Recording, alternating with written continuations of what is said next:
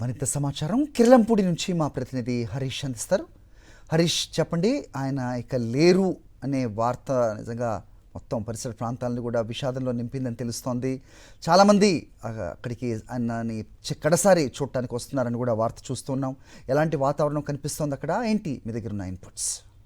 కాపు ఉద్యమ నేత ముద్రగడ తుది శ్వాస విడిచారు. దాంతో కిర్లంపూడి మొత్తం రోధిస్తోంది. ఎందుకంటే దాదాపు 4 దశాబ్దాల ప్రస్థానం అయింది ఇక రాజకీయంగాను. 1978లో మొదటిసారి ఎమ్మెల్యే అయ్యారు. 78, 83, 89, 94లో ఆయన వరుసగా ఎమ్మెల్యేగా విజయం సాధించారు. చిన్న వయసులో 24 ఏళ్ల వయసులోనే ఆయన ఎమ్మెల్యేగా రావటం, ముఖ్యంగా కాపు ఉద్యమాలకు సంబంధించి రాష్ట్రంలో ఆయన పెట్టింది పేరు. ఆయన కాపు ఉద్యమాలకంటే ఒక రూపం తీసుకొచ్చింది కూడా ఆయనే. రాష్ట్రంలో ప్రభుత్వాలు కాపు ఉద్యమాలకు స్పందిస్తున్నాయంటే కేవలం ముద్రగడ చేసిన పోరాటాల ఫలితమే అనే విషయం స్పష్టంగా తెలుస్తోంది. అదేవిధంగా 1994లో ఆయన చేసిన నిరాహార దీక్ష వల్ల ఇప్పటికీ కాపు విద్యార్థులకు సంబంధించి ఆర్థికంగా ఉపకార వేతనాలు కానీ ఆర్థిక సహాయం అందించి జీవో నెంబర్ 13 అప్పుడు ప్రభుత్వం విడుదల చేసిందంటే కేవలం ముద్రగడ చేసిన పోరాట ఫలితమే. కేవలం కిర్లంపూడి మాత్రమే కాదు, రాష్ట్రంలో అనేక వర్గాలకు, ముఖ్యంగా కాపు సామాజిక వర్గానికి సంబంధించి ఆయన చేసిన అనేక పోరాటాలు మొత్తం రాష్ట్రం అంతా తెలుసు. అటువంటి నేత ఇవాళ లేకపోవడం, ఆయన తుది శ్వాస విడటానికి కేవలం కిర్లంపూడే కాదు, రాష్ట్రంలో మొత్తం కాపులు ఎవరు జీర్ణించుకోలేని పరిస్థితి చోటు చేసుకుంది. ఈ నేపథ్యంలో ఆయనతో పాటు 4 దశాబ్దాల పాటు నడిచిన వ్యక్తులంతా ఉన్నారు. కాపు జేఏసీ సభ్యులు, ఆయనతో పాటు సహచరులుగా కొనసాగిన వీరంతా కూడా తీవ్ర దుఃఖంలో మునిగిపోయారు. చెప్పండి, ముఖ్యంగా ముద్రగడ లేకపోవటం మొత్తం కాపు సామాజిక ఈ కాపు జాతికే ఒక తండ్రిని కోల్పోయినట్టు, ఇలా ఇంట్లో ఒక తండ్రి ఎలా కోల్పోతుంది, ఈ రాష్ట్రంలో కాపులకి ఒక తండ్రి పాత్ర పోషించి పేద ప్రజల కాపుల పిల్లలకి ఏదైతే రిజర్వేషన్ కావాలని ఉద్యమం చేసి ఆమరణ నిరాహార దీక్ష చేసి ఒక ముఖ్యమంత్రిని జీవో తీసుకొచ్చి 30 జీవో తీసుకొచ్చి కాపులకి ఏదైనా ఈ రాష్ట్రంలో చేసేట ఒక ఏకైక వ్యక్తి ఒక ముద్రగడ పద్మనాభం గారు. అటువంటి వ్యక్తి కోల్పోవడం చాలా శోక సముద్రంలో మొత్తం కాపులంతా కూడా చాలా బాధపడుతూ పొద్దుటి నుంచి కూడా ఏకదారిగా జనాలు వస్తూ వెళ్తూ వీఐపీల పార్టీల రహితంగా కూడా జనమంతా వస్తున్నారు. ఈ లోటుని ఎవరూ పూడ్చలేరు, ఎవరికి చెప్పుకోవాలో కూడా అర్థం లేని పరిస్థితిలో ఉన్నాము. ఇలా కాపులంతా కూడా ఎప్పుడు కూడా ఏ మచ్చలేని నాయకుడు ఎవరన్నా ఉంటే కాపుల్లో ఒక ముద్రగడ పద్మనాభాన్ని నిస్వార్థంగా, ఏ స్వార్థం లేకుండా, ఏ లాభం లేకుండా ఆశించకుండా ఒక కాపులు ఉన్నత స్థితిలో ఉండాలి, వారి భవిష్యత్తులో బాగోవాలి అని చెప్పి ఉద్యమాలు చేసి మరి ఎంతో కృషి చేసిన నేత ఇవాళ లేకపోవడం చాలా దుఃఖ సముద్రంలో ఇవాళ రాష్ట్రం అంతా కూడా పొద్దుటి నుంచి కూడా మరి రాత్రి 11 గంటల 7 గంటల నుంచి ఇక్కడే ఉండి నిద్రాహారం లేకుండా స్నానాలు చేయకుండా కూడా ఇక్కడే ఉండి ఆయన రాక గురించి అభిమానులంతా కూడా వచ్చి ఆయన రాక గురించి ఎదురు చూసి ఈవేళ ఆయన లేకపోవడం నిజంగా కూడా ఈ జాతి ఒక పెద్ద దిక్కును కోల్పోయిందని చెప్పి తెలియజేస్తూ, ఈ జాతికి న్యాయం చేసే విధంగా ముద్రగడ పద్మనాభం గారు చేసిన దీక్షలు గాని ఉద్యమాలు గాని అన్ని కూడా ప్రజలకి వారి యొక్క ఫలితాలు ఈ రోజు అందుతున్నాయంటే ఒక ముద్రగడ చేసిన దీక్ష వల్లే. ఇవాళ కాపులకు గాని కార్పొరేషన్లు పెట్టి జగన్ గారు ఏదైతే లేడీస్ కి 15,000 రూపాయల అకౌంట్లో వేశారో ఆ ఒక్క దీక్షతోనే ఇది కంటిన్యూ చేసి ఏ ప్రభుత్వం వచ్చినా కూడా చేయవలసిన పరిస్థితి ఉంది. ఇవాళ ఆ ముద్రగడ గారిని ఈ జాతి అంతా కూడా తలుసుకోవాలి. ఎందుకంటే ప్రతి ఒక్కరు కూడా ఇవాళ 5 గంటలకి ఇక్కడ కార్యక్రమం, అంత్యక్రియ కార్యక్రమంలో భారీ ఎత్తున కాపులంతా పాల్గొంటున్నారు. దీని గురించి ఇవాళ మేము చెప్పుకోలేని పరిస్థితి, ఒక పెద్ద దిక్కు కోల్పోయి ఈ పెద్ద దిక్కుకి జగన్ గారు వారి తనయులు ఏదైతే ముద్రగడ గారు జగన్ గారిని ఎంతో ఇష్టపడే వ్యక్తి ముద్రగడ పద్మనాభం గారు, అలాగే జగన్ గారు కూడా ఆయన మాటకి యాదవాక్యం తీసుకుని ఆయన ఒక గురువులాగా ఒక తండ్రిలా చూసుకున్నాడు. అలాగే వారు తనయులు గిరిగారిని ఆ తండ్రి పాత్ర పోషించి ఆయనకి మంచి భవిష్యత్తు ఏర్పడేలాగా జగన్ గారిని కోరుతున్నాం. ఇవాళ మా దిక్కు కోల్పోయాం, మాకు అందరికీ కూడా తోడుగా ఉండాలని చెప్పి మాకు మనోధైర్యం ఇవ్వాలి, గిరిగారికి వారి ఫ్యామిలీకి కూడా మనోధైర్యం ఇవ్వాలని చెప్పి కాపులంతా కోరుకుంటూ మేము ఎంతో దుఃఖిస్తూ ఇవాళ రోధిస్తున్నాం.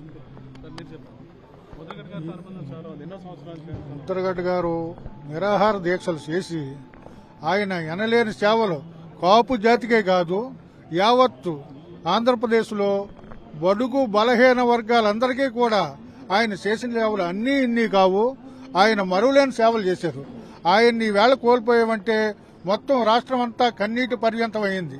ఆయన సేవలను మర్చిపోకుండా ఈ జనమంతా ఎప్పుడు కూడా అదే విధంగా ఆదరించి ఆయనకి తోడ్పాటుగా ఉండాలని ఈ ప్రజలందరినీ కోరుకుంటున్నా. నేను కాపు రిజర్వేషన్ పోరాట సమితి రాష్ట్ర చైర్మన్ గా చన్నల ప్రసాదరావు నా పేరు. ఈరోజు కాపు కులం అంతా కూడా శోక సంద్రంలో మునిగిపోయింది. నిన్న సాయంత్రం ముద్రగడ పద్మనాభం గారు లేరు అని తెలిసినప్పటి నుంచి కూడా 2 రాష్ట్రాల్లో ఉన్న కాపులంతా కూడా, దేశంలో ఉన్న కాపులంతా కూడా, ప్రపంచవ్యాప్తంగా ఉన్న కాపులంతా కూడా అన్ని విధాల ఈ కాపు జాతికి పెద్దదికైనటువంటి ముద్రగడ పద్మనాభం గారు కోల్పోయిన బాధలో ఉన్నారు. ఈ లోటుని ఎవరు కూడా పూడ్చలేంది.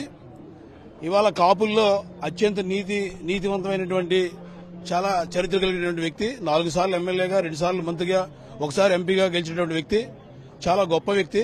ఏ రోజు కూడా డబ్బు కోసం చూసుకోలేదు, మాట కోసమే. ఆయన ఇచ్చిన మాట నిలబెట్టుకోవడం కోసం ఎన్ని కష్టాలైనా పడ్డారైనా, దానిలో ఎన్ని కష్టాలు వచ్చినా, రాజకీయ భవిష్యత్తు పోయినా, అన్ని విధాలుగా కూడా నష్టపోయినా కూడా ఈ రోజు వరకు ఆయన తన యొక్క నేపథ్యాన్ని కొనసాగించి చివరిదాకా ఆయన జీవితాన్ని ప్రజలు ఫ్యూచర్ లో భవిష్యత్తు తరం ఎలా నడపాలని చెప్పి మాటకి ఇస్తే మనం మాటకి ఎలా నిలబడాలన్న విషయాన్ని ముద్రగడ పద్మనాభం గారిని చూసి నేర్చుకోవాలి. ఇవాళ కాపు కులానికి ఆయన తీసుకొచ్చిన 93-94లో ఆయన ఆమరణ నిరాహార దీక్ష చేసిన ద్వారా వచ్చినటువంటి 30 జీవోని ఇవాళ అమలు చేయాలి మనం. సో మేము కూడా ఇవాళ ముద్రగడ పద్మనాభం గారితో గతంలో చేసిన ఉద్యమంలో భాగస్వాములు, నేను విజయనగరం జిల్లా అధ్యక్షుడిగా అదులో చేశాను, ఇవాళ రాష్ట్ర చైర్మన్ అయ్యాను. ఆయన తోలక ఆశయాల్ని, ఆయన తోలక ఉద్దేశాలని ముందుకు తీసుకెళ్తాం. ఖచ్చితంగా కాపులకి రాబోయే రోజుల్లో ఈ గవర్నమెంట్ లో ఏదైతే చంద్రబాబు నాయుడు 2014లో హామీ ఇచ్చారో హామీని అమలు చేయమని అడుగుతున్నాం. తూచా తప్పకుండా అమలు చేయాలి. దీంట్లో పవన్ కళ్యాణ్ గారు కూడా రెస్పాండ్ అవ్వాలని చెప్పాం. మన ఎన్నికల్లో ఆయన కాపులు పెద్దన్న పాత్ర పోషించి చెప్పారు. కాబట్టి ముద్రగడ ఆశయాలతో ముందుకెళ్తాం. ఆయన ఆశయాలు సాధించే వరకు నిద్రపోమని చెప్పి ఈ సందర్భంగా తెలియజేస్తున్నాం. ఇప్పుడు ఆయన చేసిన ఉద్యమాలు, ఆయన చేసిన పోరాటాలు, ఆయన చేసిన దీక్షల ఫలితంగానే అప్పటి ప్రభుత్వాలు కూడా కాపులకు సంబంధించి ఆలోచించడం, వాళ్ళ రిజర్వేషన్ల గురించి, వాళ్ళకున్న ప్రాముఖ్యతల గురించి గుర్తించడం ప్రారంభమైందని చెప్తున్నారు.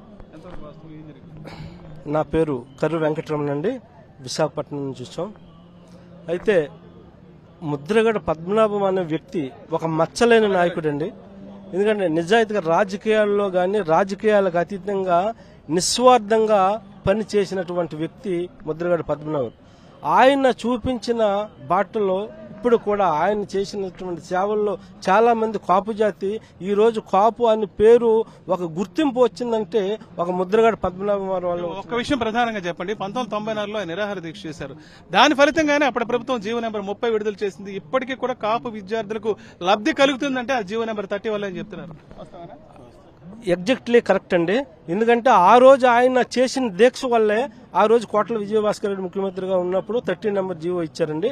దాన్ని తర్వాత వచ్చినటువంటి ప్రభుత్వాలు అమలు చేయకపోవడం వల్ల ఈ రోజు అది కాపులు పూర్తిగా వెనుకబడి ఉన్నారండి. ఆ రోజే అప్పటి నుంచి కనుక ఆ 30 జీవో అమలు చేసినట్లయితే ఈ రోజు కాపులు ఇంత దీన స్థితిలో ఉండేవారు కాదండి. ఆ రోజు నుండి కానీ అమలు చేసినట్టుండినట్టయితే కాపులు ఈ రోజు అంతో ఇంత అభివృద్ధి పదంలో నడిచేవారండి. అది మట్టుగా 100% వాస్తవం అండి. దీంతో పాటు 2016లో కూడా అతిపెద్ద ఉద్యమాన్ని అయితే కాపు ఉద్యమాన్ని ముద్రగడ నిర్వహించారు. అదే 2016 జనవరి 31న కాపు ఐక్య గర్జన పేరుతో ఆయన నిర్వహించిన అతి భారీ సభ రాష్ట్రంలోనే సంచలనం సృష్టించింది. ఎందుకంటే కాపు నేతలకు సంబంధించి, కాపు గర్జనకు సంబంధించి ఆ స్థాయిలో దాదాపు లక్షలాది మంది, 10 లక్షల మంది వరకు ఆ రోజు కాపు, బలిజ, ఒంటరి, తెలగ, ఇతర మొత్తం కాపు సామాజిక వర్గానికి సంబంధించిన నాయకులు, కార్యకర్తలు, అభిమానులు, కులస్తులందరూ కూడా హాజరై అతిపెద్ద సంచలనం సృష్టించిందని చెప్పొచ్చు. అటువంటి ఎన్నో దీక్షలు గాని, సభలు గాని, సమావేశాలు కేవలం కాపుల ఐక్యత కోసం, కాపుల రిజర్వేషన్ల కోసం ఆయన జీవితం అర్పించారని నాయకులంతా చెప్తున్నారు. హరి.